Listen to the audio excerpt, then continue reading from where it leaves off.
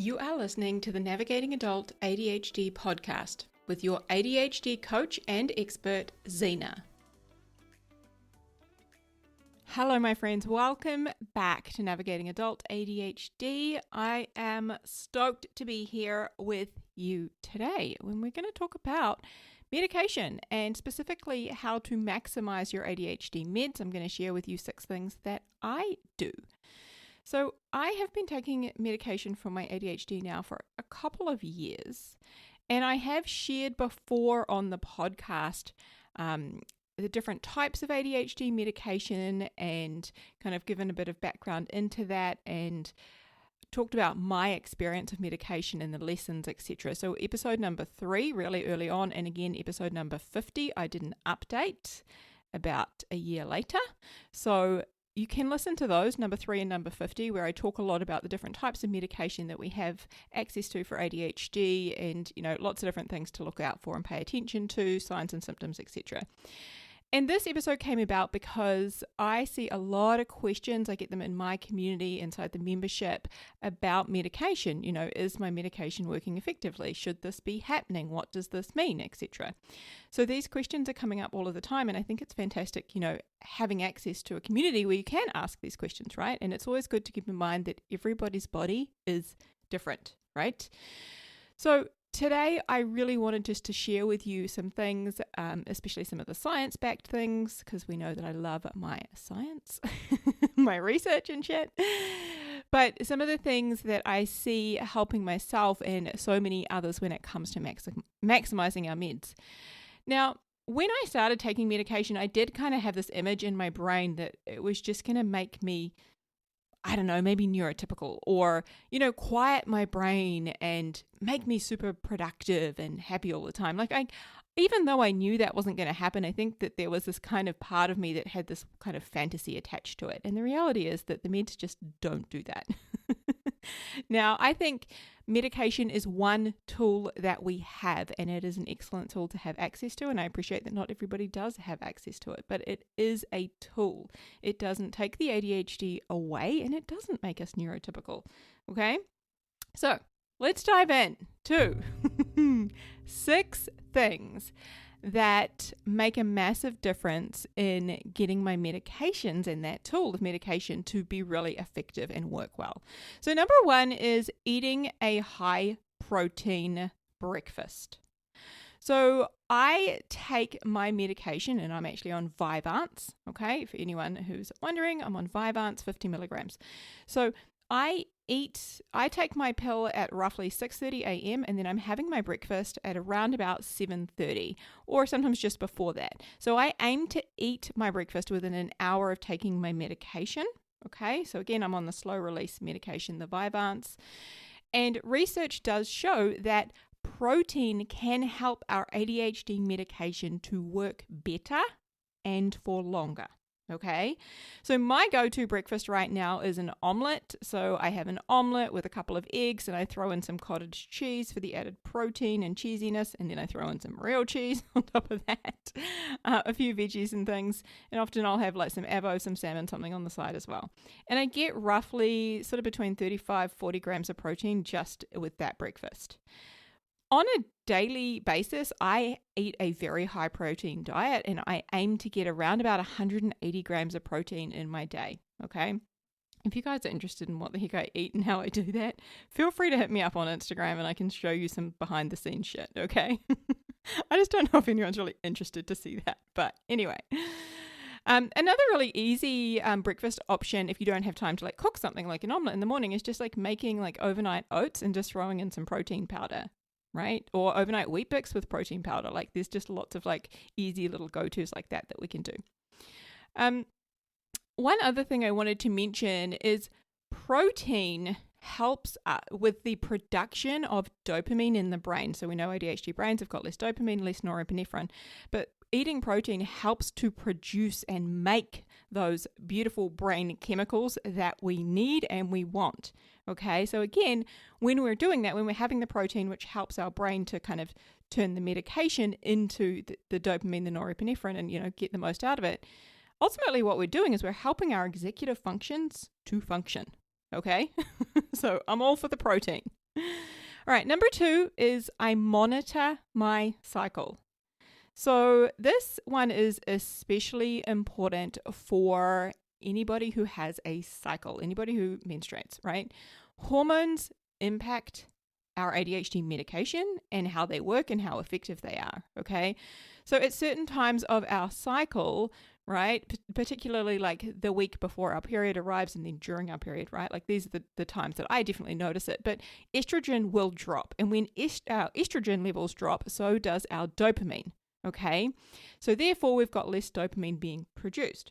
So it's really crucial that I track my cycle, and I recommend this to all of my female clients because then we have an idea of what is happening and why it is happening. Is this normal? Is this not normal, right? I track my cycle. I track my mood, my energy, my sleep. And I literally, to make this so fucking easy, I have a calendar on the wall next to the toilet with a pen, right? Right next to where my ensuite bathroom, right? The toilet that I go to most often, there is a calendar on the wall there with a pen. And I just make notes. I make notes about when my period arrives, how long it is. I make notes about my sleep, my mood, anything that's out of the ordinary or different or stands out to me. I will make notes about it on that. Okay, so I'm constantly tracking it and seeing it all of the time, right? So again, like I said, I expect certain shifts. I expect that week before my period arrives, I'm going to be more irritable, all right? The week I have my period, I am going to be lower in mood and lower in energy, okay? So for me, I am mindful of that. I try not to schedule anything big or important in that week, and I try and go a little easy on myself, expect a little bit less. Okay, so pro tip here, if you feel like your meds are less effective at certain times of the month, right, specifically related to your hormones, yes, this is very likely what is happening. You can actually talk to your psychiatrist about adjusting your dosage or other support options because there are many people out there who will, increase their dosage over the time where they get their period around that time, right? Or they may go on a different medication entirely for, say, a week or 10 days just to kind of help offset the hormonal symptoms that they experience, okay? Number 3 is staying super hydrated, okay? So Vyvanse, the medication I take, as well as some of the other stimulant-based medications, they can have a side effect which causes your mouth to dry out. So I can't remember the technical term, but there was a term where your mouth will produce less saliva, and I definitely experienced that. And as I have discovered, a lot of people inside my membership also experience that because we've been having some really beautiful conversations about that recently and how the heck we get more water in. Another ADHD friend of mine who is actually coming on the podcast soon, which I'm very excited about, she shared how because she wasn't, aware that was a symptom of her medication and she wasn't hydrating enough, it actually caused her teeth to decay and caused, some pretty big dental bills, which we really want to avoid. So again, staying super hydrated is really, really important. So I went from drinking roughly 2.5 to 3 liters a day. I used to drink a shitload anyway, and now I drink about 4 liters of water a day. I know that sounds like a shitload. I'm basically a goldfish, right? I have this, I take my giant pink water bottle with me everywhere. It's pink. I can't lose it. Well, to be fair, I could, but it's pretty bright. I take that everywhere, but also I have a 1 liter water glass. So it's just like a jar, a 1 liter mason jar, and I just took the lid off it, right? And I have that on my desk. So I'm filling that up, and I've got to fill it up less often since I got a bigger one because I used to have a smaller one. It was so annoying, right? So I just try and make it super easy for myself. One other thing I do is I take electrolytes. I take an electrolyte tablet actually right before bed, or roughly it's somewhere around kind of 7:30 at night, I would say. Not right before bed, but 7:30 at night. I take an electrolyte just to help with that hydration and that balance. So another thing that I have noticed is if I am not hydrated enough, as in clear pee, you know what I mean? When you look in the bowl and it's clear. Yes. If I'm not hydrated enough, it will impact my sleep negatively. Okay. And this makes a lot of sense when we think about, if we go out and drink a lot of alcohol, right, and that dehydrates us, we will have a poor sleep. Like, it will impact our sleep and we won't feel great the next day. So that is something I have definitely noticed. If I'm not hydrated enough, if my pee is not clear by the time I get into bed, right, it will negatively impact my sleep. So I would invite you just to kind of play with that and pay attention to that, because if you have difficulty sleeping, which we know can, be a common symptom for people with ADHD, poor sleep's going to impact the next day. All right. So number 4 is avoiding vitamin C around the time that you take your medication. Okay, so there is research out there that talks about how vitamin C can actually interfere with how our ADHD medication is absorbed. Okay, this is not new news. Like, if you are somebody who takes medication, you may have heard before, don't have any citrus or any grapefruit or anything like this around breakfast time when you are taking those meds, right? Like, it can interfere with a variety of different types of medication, and ADHD meds are one of them. Okay, so I am very mindful of just avoiding vitamin C kind of in that sort of first half of the day, I would say, especially knowing that I'm on a slow release medication, right? So I would avoid it. I avoid vitamin C foods. So, the oranges, the kiwi fruits, lemon. What's another one I learned the other day? Like red pepper. So things like that. Like, I just avoid those for the first half of the day, right? And also supplements. So the electrolyte supplement that I just mentioned before, that has vitamin C in it. So that's why I'm just mindful I take that late in the day, right? So again, just be mindful of like your vitamin C intake with your medication. This is actually one of the ways that you can like cancel out your medication. So if you had a very bad reaction to something, you could like have a whole bunch of vitamin C, drink a whole bunch of orange juice, for example, something high in vitamin C, and you can like help that medication to move out of your system faster and kind of cancel it out somewhat. All right, number 5. Number 5 is I advocate for myself. So again, this is something I talked about in episodes, probably both in episodes 3 and episodes 50, where I talk about ADHD medication and the lessons that I've learned. But since starting medication a few years ago, I have been through 3 different types of medication. I think I started on Rubifen, which is a form of methylphenidate, and then I moved to dexamphetamine, which is a form of amphetamines, and then I moved to the Vyvanse, which I'm on now. And with all of those, I also experimented with multiple dosages, right? Safely under, my psychiatrist, all of that, right? So I've been through quite a lot of different things. And every change I have had has really required me to speak up and to advocate for what I need, okay? What helped in that process was keeping track of the things, right? Again, keep that calendar on the wall next to the toilet, right? But keeping track of the positive experiences, right? Was I more productive? Was my mood better? Was I, less in my head? What were the positive things? Was I less anxious?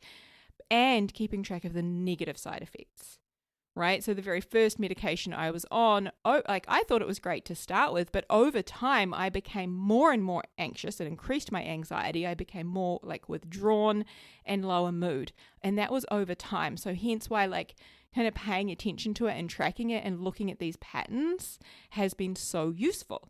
But then again, I had to be the one to, advocate and speak up for myself. So taking notes about how you're feeling, what you're experiencing throughout the day, throughout the weeks is so useful. And another thing that really helped me to advocate for myself was doing my own research, right? I did my own research about the medication options. I did research on what women in perimenopause were kind of using and what was being talked about. And I found some really good studies on Vyvanse. And back when I started on it, it was not funded. It is now, thankfully, it is mostly funded across New Zealand. And I say mostly because not all dosages are funded. But anyway, But I found some studies on Vyvanse and I was like, you know what? I really think that this is going to be a good option for me. And so I went into, I booked another appointment with a psychiatrist. You're having to pay a lot of money to go back to see the psychiatrist. And I just really advocated for myself and why I thought that this was the best medication for me to experiment. And of course, the psychiatrist was really good about it. And we talked it through and, I went, made the change and had to, go through all the different dosages, etc. But having all of my, information, having my information about the side effects, what I was experiencing, good and bad, having this research that I had done, these other experiences that I was able to kind of refer to, really helped when I went in there to be able to have my own back, to be able to advocate for myself. Okay. The doctors, the psychiatrists, they do know a lot, right? Of course they do. But you are the expert on your body, right? So make sure, I'm so passionate about this, please make sure to advocate for yourself because you are the expert on you, okay? And I just want to say, if something doesn't feel right, trust yourself, right? If this medication is, making you super irritable and angry for the second half of the day, or, if it's just making you more withdrawn, if there's something that just you're not liking about it, right? Please trust yourself, advocate for yourself, and keep trying. And I have, shared before that this is finding the right medication, I believe, takes a good year. It's not likely going to be the first one that they give you, the first dose that they give you, right? This is a process.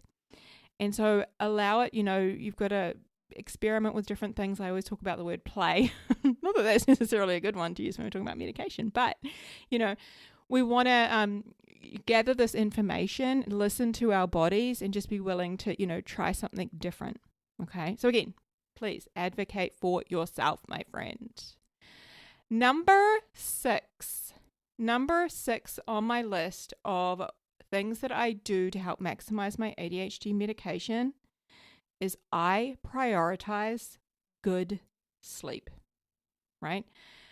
If I sleep poorly, my medication is less effective because I'm tired. The whole day is harder. My medication seems to just wear off sooner, right? And no doubt you've experienced that. If you are tired, right, medication might help cover you through to a certain time and point in the day, but it possibly will, like I experience, wear off sooner, right? Be less effective. So when I've got that really good quality sleep, the better I sleep, the more effective my medication is going to be. And there are studies, that show that sleep deprivation can actually exacerbate, is that the word? Make our symptoms worse is what I'm trying to say, right? Studies show that when we have that lack of sleep, it makes our ADHD symptoms worse. Okay, so what does that mean? It's harder to focus. It's harder to get shit done. It's harder to regulate our emotions. We're more likely to be dysregulated, irritable, all of those things. So for me, that looks like really prioritizing good sleep hygiene. Okay, I maintain a pretty consistent bedtime. I get into bed at anywhere I start sitting on the bed, I would say at around 8 o'clock. I probably get into bed at around about 8:30 and I might watch something to 9 and pretty much I'm off screens from about 9. Sometimes at the weekends it's 9:30, but somewhere around 9 I'm off the screens, right? And then I am reading. And again, I talked about being super hydrated and all of that. And my partner and I have both got little reading lights that you actually clip onto your book and they are amber lights. So we're not having any of that really bright, light from what is it, the fluorescent lights in your house or whatever it is. Just really mindful of things like that so that we can try and create a calm, soothing, soft environment to go to bed. And again, making it a regular thing. I have always have a peppermint tea when I first get into bed, kind of starting to wind down, having this kind of nice routine that I go through to unwind. Again, I should have mentioned, I have a shower often, just before I get into bed. So that helps me to relax. All of these sorts of things that help me to wind down. But I really do prioritize my sleep. I was having a conversation with a client a couple of days ago who has been prescribed some sleeping tablets because she's had difficulty with sleep. And we were talking about how those tablets that she uses, she doesn't like taking sleeping tablets. I'm sure most of us don't but again, it's like a tool. That's what I said to her. This is a tool that you have access to. For example, she'd just been traveling overseas and she was coming back from a very long trip, a long flight, and then had a very important meeting a couple of days later. And so for her, taking that medication that first night she got home to try and get her body back into rhythm to be able to sleep a little bit more normally, to be able to get a better sleep, because that's what that sleeping pill is designed to do. That was a supportive thing to do to help set her up for success, so that her ADHD meds were more effective when she did take them the next day for that meeting and all of that. So again, what are the tools that we have access to help us sleep better? Okay, and again, we've got a whole episode on sleep. I don't know what the number is off the top of my head, but I'll link to it in the show notes. But we do have a whole episode here on ADHD and sleep, because we know, yes, people with ADHD, we can have real difficulties with sleep, especially with our brain. It does not want to switch off. We can have a delayed circadian rhythm, making us super productive late at night when everyone else is asleep. So again, like having these sorts of routines and these tools that we've got access to help us with our sleep, again, is going to make our ADHD medication work so much better. Okay, so let me wrap up these 6 things. I'm going to go back through them. Number 1, eat a high protein breakfast. And if possible, I would encourage you to go high protein throughout the day, but let's at least go with eat a high protein breakfast. Number 1. Number 2, monitor your cycle. And even if you are somebody who doesn't have a cycle, I still would invite you to stick the calendar on the toilet wall and track your ADHD symptoms. See what sort of patterns and things you notice. Number 3, stay super hydrated.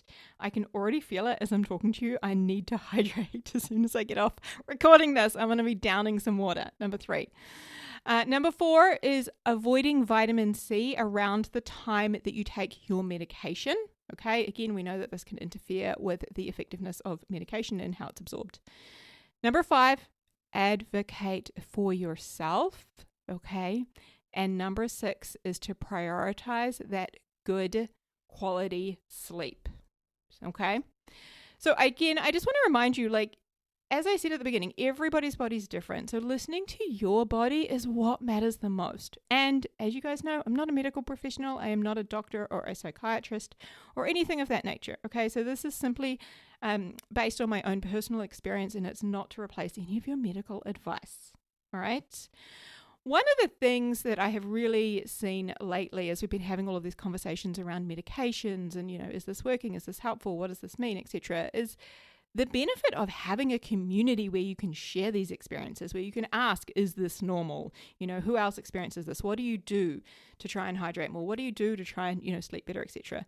Like having a community to talk about the ups and downs is so useful. And that's one of the best things I think about the membership, the Navigating Adult ADHD membership, is having this community of beautiful ADHDers, right? Just like me, just like you, asking questions, sharing their experiences. And, then of course you've got me in there, right? Giving you some expert advice, etc., and sharing my own personal experience. So with all of that, I want to mention doors to the membership are actually going to open again in June.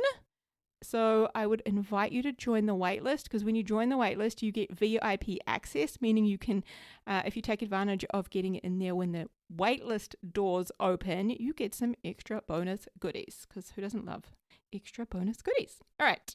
I'll drop a link for that in the show notes, but you can also visit navigatingadultadhd.com/membership to check out the membership, what we're all about, what we do in there. And how I can help you to thrive with ADHD.